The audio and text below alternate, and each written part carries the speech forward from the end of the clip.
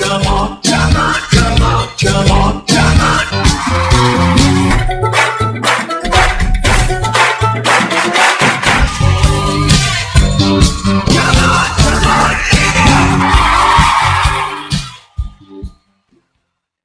और मुलाकात इस प्लेटफॉर्म पे। मैं हूं हुमायूं और मिल रहे हैं हम आलमी कप की बात करने के लिए।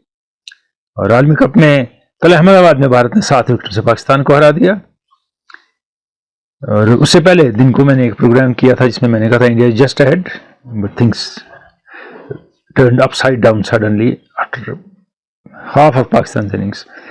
और बाकी जो मैंने कहा था एनालिसिस में कि बुमराह बीच में आते हैं, जब आते हैं विकेट लेते हैं। इंडिया की मोर ऑर्गेनाइज्ड बॉलिंग है, लंबी इनिंग खेलने वाले बैट्समैन है और पाकिस्तान को गेम चलाती रहनी है, वेट नहीं करना है। बाबर आजम पे डिपेंडेंट है टीम काफ़ी और रिजवान स्कोर कर रहे हैं। दोनों ने स्कोर किया, उसकी बात भी करेंगे। और बड़ी बात यह हुई इस मैच से कि इंडिया ने 2 बड़ी टीमों को हराया अभी तक और इंडिया ने इन दोनों टीमों को 200 से पहले आउट किया है। ऑस्ट्रेलिया 199, पाकिस्तान 191 कुछ। इसका मतलब है हर कंडीशन में बॉलिंग अच्छी चल रही है। शक यही था कि इंडिया के साथ बड़े स्कोर चेज हो जाते हैं। अभी किसी बड़ी टीम के पास मौका नहीं आया इंडिया का स्कोर चेज करने को, लेकिन द बॉलिंग हैज डिलीवर्ड। और ख़ास बात रही रोहित शर्मा ने बॉलिंग हैंडल बहुत अच्छी तरह की है, बहुत बेहतरीन चेंजेस किए और कैसे बॉलर लाए और ले गए वो, और कैसे उन जगहों पे फील्डर रखे जहां आपका फेवरेट शॉट है सिंगल के लिए गैप में, वो ब्लॉक हो जाए, आप बड़े शॉट खेलें। अगर आप बड़े शॉट नहीं खेलेंगे तो रन नहीं बनेंगे। और जिस पीरियड में डोमिनेशन थी रिजवान की और बाबर आजम की, 2 में से एक को बड़े शॉट खेलने बहुत जरूरी थे। उन्हें 5 के ऊपर रन रेट से स्कोर की पार्टनरशिप, यह नहीं है, लेकिन वहां थोड़ी गेम अपने हाथ में ले जानी थी खींच के, कि चलते नहीं रहने देनी थी कि इसके बाद हम 30 ओवर के बाद ये करेंगे। लेकिन अगर 30 ओवर के बाद का भी प्लान था तो गलत नहीं था, लेकिन 29वें ओवर में कहानी पलट गई। पहले टॉस की तरफ जाते हैं। टॉस इंडिया ने जीता, कहा हम फील्डिंग करेंगे, ये सोच के कि शाम को शायद बैटिंग कंडीशन अच्छी हो जाए। लेकिन हमने ये भी देखा कि विकेट जो था वो लो रह रहा था। कई एक खिलाड़ी, चाहे अब्दुल्ला शफीक को लेके, बॉल लो रहने की वजह से आउट हुए और पेस नहीं थी विकेट में। तो एक रिस्क लिया था रोहित शर्मा ने, जिसपे उनके बॉलर बाद में खरे उतरे। पहले विकेट के लिए 41 रन बने 8 ओवरों में। अब्दुल्ला शफीक ज्यादा पॉजिटिव नजर आए, इमाम भी ठीक खेल रहे थे। उसके बाद 73 पर दूसरा गिरा इमाम फ्लैश करते हुए। फिर बाबर आजम और रिजवान बिल्कुल सेटल हो गए, फ्लुएंटली खेल रहे हैं दोनों, और लगता है कि ये अभी गियर चेंज करेगा, 2 में से एक गियर चेंज करेगा। शुरू में रिजवान ने तेज खेला, लेकिन कुछ हुआ फिर कि फिर बाबर उनसे आगे निकल गए और रिजवान थम गए। किसने कहा, क्यों, ये हम नहीं जानते। और बाबर आजम 29वें ओवर की तीसरी बॉल पे बोल्ड हुए, 155 पे 2, 29.3 ओवर। मुझे लगा कि वो शॉट गैर जरूरी था। 8-9 रन ओवर में बन चुके थे सिराज के। स्टंप्स के क्लोज बॉल है, बॉल लो भी रह रही है विकेट पे और स्टंप्स पे ही बॉल है, तो उसको लेट कट करने की जरूरत नहीं थी। लेकिन उनको भी नहीं पता था कि मेरे जाने के बाद वो होगा जो हुआ। 155 पे 2, 155 पे 3 और 36 रन में 13.2 ओवर में 8 खिलाड़ी आउट और टीम ऑल आउट।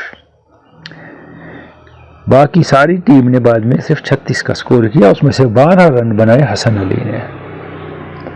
इनके जाने के बाद रिजवान बुझ गए, क्योंकि सडनली इंडियन स्पिनर डिफिकल्ट नजर आने लगे इन बैट्समैन को। खासकर वो ठीक ठाक खेल रहे थे कुलदीप यादव को, लेकिन मैंने कहा था सुबह भी कि वो बड़े डेंजरस मामला है उनको खेलना, कि पाकिस्तान उनको मुश्किल होती है। फिर वो जडेजा को भी नहीं खेल पाए और कुछ अजीब सी इनिंग है ये। देखिए आप, इसमें 4 खिलाड़ी बोल्ड हैं, 3 खिलाड़ी एलबीडब्ल्यू हैं, 3 ही प्लेयर कैच हुए हैं। यानी एक तो बॉलिंग एक्यूरेट है और batsman on the stumps bowling के साथ कुछ कर रहा है और बॉल का बाउंस थोड़ा अनइवन है। 7 खिलाड़ी ऐसे आउट होते हैं इसमें। अगर आप कहेंगे सबसे बेहतरीन बॉल कौन सी लगी मुझे पूरी इनिंग में, जो बॉल बुमराह ने रिजवान को की, स्लोअर वन थी उनकी, यानी चेंज ऑफ पेस की, और वो ऑफ स्पिन की तरह आई, और क्योंकि इस पीरियड में शेल में चले गए थे रिजवान, उनसे जज नहीं हुई, उनने हवा में कुछ ऐसे किया और बोल्ड हो गए। Credit to Bumrah for that, तो जो उनने बॉल की है। मैंने कहा था जब भी आते हैं लगता है विकेट लेंगे। शुरू में पाकिस्तान ने उनको सेफ खेला ताकि विकेट ना दें उनको, वो भी एक ठीक पॉलिसी होती है, 3-4 ओवर एक ऐसे अच्छे बॉलर के साथ। फिर उसके बाद इफ्तिखार ने हाथ से अपने बॉल अंदर ले आई, किसी ने क्या किया वगैरह किया, रोहित शर्मा ने ग्रिप पकड़ ली एंड देन ही अटैक्ड रेंटलेसली। वो इसलिए भी कि शार्दुल ठाकुर ने सिर्फ 2 ओवर किए, वो समझ गए बॉलिंग नहीं कर पाएंगे आगे, इनको रन पड़ रहे हैं। और क्या इतनी बड़ी बैटिंग लाइनअप में इंडिया की उनकी जरूरत है, या शमी या अश्विन गिवन कंडीशंस। हर एक टीम जैसे आगे आपको खेलना है, खासकर साउथ अफ्रीका के साथ, न्यूजीलैंड और इंग्लैंड के साथ, they will not fall like 9 pins Pakistan की तरह, तो वहां आपको जरूरत पड़ेगी। वहां बैटिंग की इंश्योरेंस पॉलिसी जो शार्दुल ठाकुर है उससे बेहतर होगा एक कंप्लीट बॉलर, और इंडियन थिंक टैंक ये सोच रहा होगा। Man of the match Bumrah हुए क्योंकि कम रन देके 2 विकेट लिए, लेकिन अगर आप देखेंगे क्रूशल ब्रेक थ्रू किसके हैं, रन सिराज को ज्यादा पड़े, पहला ब्रेक थ्रू बिल्कुल जो सही खेल रहे थे और बुमराह को भी सही खेल रहे थे, अब्दुल्ला शफीक का विकेट। और उसके बाद जब एक पार्टनरशिप जम गई और पाकिस्तान मैच इंडिया के हाथ से ले जा रहा था, दूर मुश्किल कर रहा था, तब बाबर आजम को आउट किया मैंने। तो इकोनॉमिकल स्पेल विद 2 विकेट्स या spell which had more impact, I don't know क्या होना चाहिए। लोगों का मानना है अब्दुल्ला शफीक को नहीं खेलना चाहिए, फरद जमान को खेलना चाहिए। क्रिकेट में फॉर्म भी कोई चीज होती है, अगर आप पिछली 18-19 इनिंग में कुछ नहीं कर पाए तो टीम में प्रॉब्लम हो जाती है, आप खुद भी परेशान रहते हैं और आपका असर टीम पे पड़ता है। अब्दुल्ला शफीक ने 2 मैच खेले, एक में सेंचुरी बनाई और कल भी 20-20 कुछ रन बना लिया, so he has earned his place in the team. ये विकेट जो था ये 275 का विकेट था मैक्सिमम, 375 या 350 का नहीं था। तो अब जैसे इंडिया ने बैटिंग की, आप कहेंगे 275 भी बना लेते, लेकिन ये बात नहीं है। 190 का प्रेशर अलग है, 275 का प्रेशर अलग है। फिर ऐसे नहीं खेला जाता है जैसे रोहित शर्मा ने और गिल ने शुरू किया। अब रोहित शर्मा की बात करूंगा अलग, लेकिन मुझे लगा पाकिस्तान ने जब बॉलिंग शुरू की तो bowlers were far to excited कि हर बॉल पे विकेट मिलेगा या लेना है, फार टू एक्साइटेड, जल्दबाजी में ऊपर यहाँ ऊपर ऊपर या भी विकेट मिलेगा। उनको अपनी लाइन एंड लेंथ पे स्टडी बॉलिंग करनी थी। इंडिया भी जानता है टोटल कम है, रिस्क नहीं लेते प्लेयर, और they would have if had they picked a wicket, क्योंकि बैट्समैन भी ठीक खेलते फिर। लेकिन जब आपने पहली ही बॉल ओवर पिच से शुरू किया और फिर लूज बॉलिंग करते रहे, तो बैट्समैन तो हैं ही हाई क्लास, रोहित शर्मा, कोहली, गिल, तो उनने कोई लिहाज नहीं देखा। बाद में अय्यर ने, they simply toyed with the bowling. और क्या हसन अली को ओपन करना चाहिए था? मेरे ख्याल में हारिस रऊफ को ओपन करनी थी बॉलिंग, हसन अली को नहीं, क्योंकि 12-15 रन उनको पहले ओवर में पड़ गए। और उसके बाद जब हारिस रऊफ बॉलिंग करने आए, जो आज कल मैंने कहा था कि अगर एक हिट उनको ओवर में पड़ जाए उसके बाद उनको नहीं पता होता है क्या करना है, वो शायद गुस्से में बॉलिंग करते हैं, फिर हिटें पड़ती रहती हैं। तो उनका जो हाल हुआ, जो रोहित शर्मा ने किया, वो याद रहेगा उनको, जो फ्रंट फुट पे सामने से 6 मारा और उसके बाद पुल में जो छक्के मारे, और क्या बेहतरीन पुल किया उन्हें, शाहीन अफरीदी को भी कोई 15 रो पीछे रोहित शर्मा ने। कोहली की बहुत बात होती है बैटिंग में, बहुत बेहतरीन खिलाड़ी, इसमें कोई दो राय नहीं है, लेकिन this man has been delivering for a long long time. दुनिया भर के रिकॉर्ड हैं वनडे के इनके, और जो खूबसूरती इनकी बैटिंग में कुछ शॉट्स में है वो कोहली में भी नहीं है। उन शॉट्स में किसी ईज से और कंफर्ट से मारते हैं। जो पहली बॉल को ही इनने मारा, कितना बेहतरीन, या सामने से जो उठा देते हैं, या जो पुल करते हैं ये, और डिसाइडेडली छक्का मारने के लिए पुल करते हैं और छक्का ही मारते हैं। हमने देखे रिकी पॉन्टिंग का पुल, तो उसका कोई जवाब ही नहीं, और हुक नहीं करते हैं, मौका मिले तो कर लेते हैं।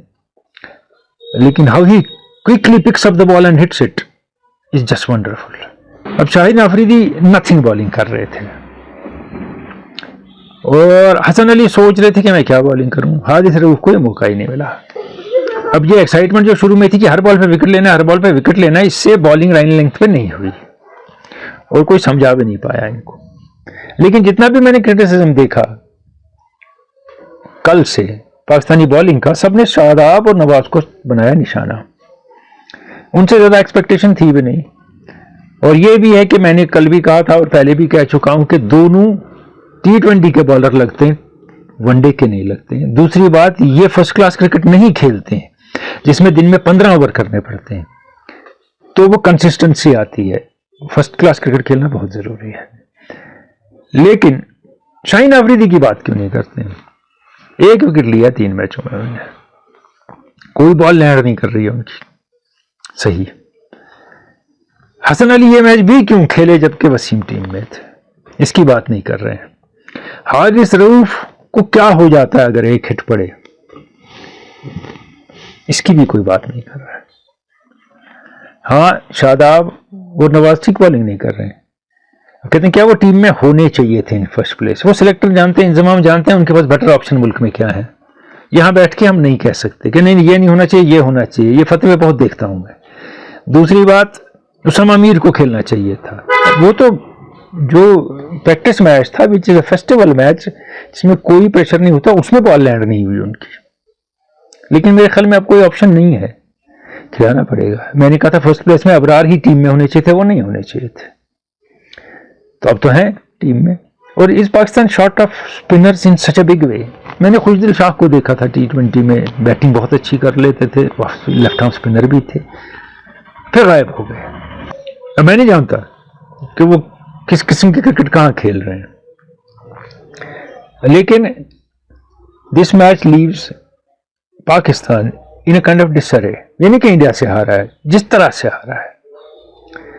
हमें एक धोखा हुआ था 345 जब चेज किए कि बैटिंग में कुछ बात बन गई है, एक। दूसरा ये धोखा हुआ कि हमें ये नहीं सोचा उस वक्त बात करते वक्त कि श्रीलंका ने 344 बनाए थे ना इंडिया, तो इंडिया की बैटिंग लाइन तो बहुत बेहतर है। क्योंकि अब पाकिस्तान को बहुत सोचना है। Hasan Ali out, Wasim has to come in. पहले ही जमान खान को आना चाहिए था, वो मैं टूर्नामेंट से पहले भी कह चुका था, छोड़िए। अब दूसरी बात, हसन अली जब आउट हो गए, वो आ गए, तो उसामा या जो भी आपके पास ऑप्शन है स्पिनर्स को खिलाना पड़ेगा। क्योंकि शादाब एज बैट्समैन भी डिलीवर नहीं कर रहे हैं, जबकि बहुत अच्छे बैट्समैन हैं। तो ये रिस्क तो लेना पड़ेगा कि दूसरी टीम को भी आउट करना है अगर खुद रन बनाने हैं। What India looks for now, India looks for a better and better net run rate, जो इस मैच में बहुत बेहतर किया इंडिया ने। और India has problem of plenty, ये मैंने कल भी कहा था, कभी ये भी कंफ्यूजन होता है। लेकिन यही बॉलिंग का एक मामला है उनका, शमी या अश्विन शार्दुल की जगह। बाकी 6 सेटल्ड बॉलर हो जाते हैं ऐसे ही हार्दिक पांड्या को लेके। और अभी टीम ने एग्रेसिव बैटिंग का सामना नहीं किया इस बॉलिंग ने। एग्रेसिव बैटिंग जो अभी हम देख रहे हैं इस टूर्नामेंट में, England, New Zealand and south Africa की, तब थोड़ा सा इस बॉलिंग को संभलना पड़ेगा और हमें अच्छा आइडिया होगा how far can this bowling take India. It's a batting loaded side without doubt. और एक और खबर जो है आलमी कप से, वो ये कि केन विलियमसन फिर तकरीबन अगले 15-20 दिन के लिए बाहर हो गए। वो इंजरी प्रोन है बहुत ज्यादा।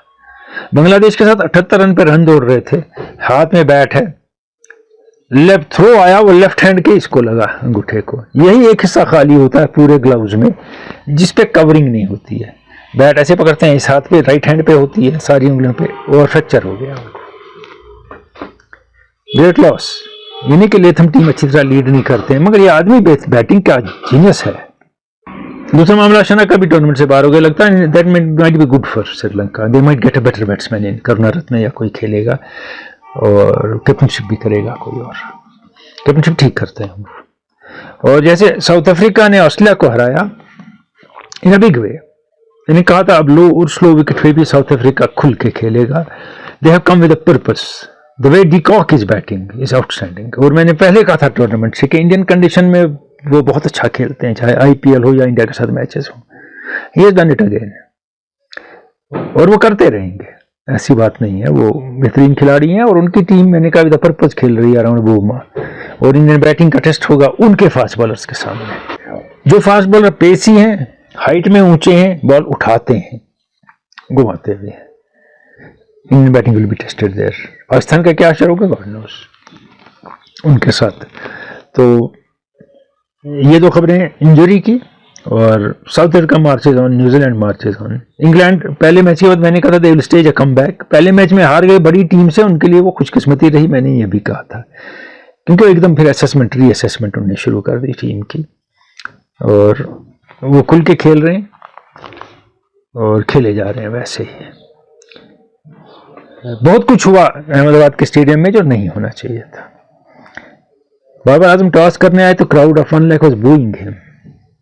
Is that a way to conduct yourself in a world cup encounter? उसके बाद जो स्लोगनरिंग हुई, जो नारे दिए गए, जो गाने चलाए गए मैच के दौरान, चलाते हैं ब्रेक्स में, वो भी टारगेटेड थे। ये अगर मिकी आर्थर ने कहा है वो टीम हार गई है तो हमें उनकी कोई बात सुननी नहीं चाहिए, लोग कहेंगे वो इसीलिए बहाना बना रहे हैं। उन्होंने कहा ये मैं बहाना नहीं बना रहा हूँ, this is an event of BCCI not ICC, and it's very clear to everybody who is ruling the roost. इस आलमी कप को कौन कंट्रोल कर रहा है, ये ICC के हाथ से निकल चुका है। जाते जाते वो कंट्रोवर्सी की बात हुई थी स्टोइनिस के आउट होने की और स्मिथ के।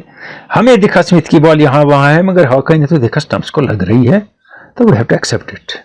बाबर आजम और रिजवान दोनों हॉकाई से बच गए थर्ड अंपायर की वजह से मैच में। और स्टोइनिस को यहाँ जब खेला उनने, तो जिस हाथ में बैट नहीं था उसकी उंगली को उनके बॉल लगी। अगर उसको लगी है जिसमें हाथ में बैट नहीं है तो बैट्समैन नॉट आउट है। मगर ये भी देखिए, ये हाथ जो है ये इस हाथ को टच कर रहा है, बैट पकड़े या हो या ना हो, that means you are in contact with the bat and you are out. तो ऑस्ट्रेलिया को आदत है रोने की, और जब ये व्हाइट मैन्स वर्ल्ड में वो रोते हैं तो हम भी उनके साथ कोई ना कोई रास्ता ढूंढ लेते हैं उनको सपोर्ट करने का। I think he was out Fairlie and truly. May be इसके साथ ऑस्ट्रेलिया भी आउट हो रहा है टूर्नामेंट से। लेकिन फिर से एक और बात दोहराऊंगा जो टूर्नामेंट से पहले मैंने कही थी और रिपीटेडली कह रहा हूं, बहुत लंबा टूर्नामेंट है, बहुत मैच खेलने बाकी है, अभी बहुत उलटफेर होगा, बहुत सी टीमें नीचे जाएंगी, बहुत सी ऊपर आएंगी, बहुत सी प्लेयर आप देखेंगे बाहर हो रहे हैं फटीग की वजह से, किसी और वजह से बहुत से अंदर आ रहे हैं। So a lot of time to decide who is going to reach semifinal. खेल के मैदान से में मुलाकात करेंगे कुछ दिनों में आपसे, आपके सवाल जवाब वगैरह वहीं सब कुछ होगा। Thank you.